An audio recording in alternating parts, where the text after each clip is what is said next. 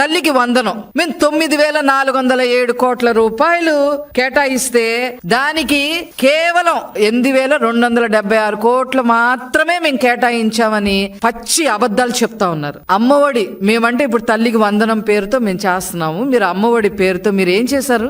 15,000 ఇస్తా ఉన్నారు. ఇంట్లో ఎంతమంది పిల్లలుంటే అంతమంది పిల్లలకి ఇస్తామని చెప్పారు. చివరికి మీరు చేసింది ఏంటి? 15,000 కూడా ఇవ్వకుండా ఇంట్లో ఒక్కరికి మాత్రమే 13,000 మాత్రమే ఇచ్చారు. అది అరాకొరాగా ఇచ్చారు. ఎంత దారుణం అంటే వాళ్ళు ప్రకటించిన పిల్లల కన్నా కూడా దాదాపు 1,34,000 మందిని వాళ్లే కుదించేశారు. 1,34,437 మందిని కుదించేసి అమ్మఒడిని కాస్త నాశనం చేసి ఇలా 2020, 21, 22, 23, 23, 24 మొత్తం కలిపి వీళ్ళు అమ్మఒడికి కేటాయించింది, ఖర్చు పెట్టింది కాదు నేను చెప్పేది, కేటాయించింది 26,000 కోట్లు.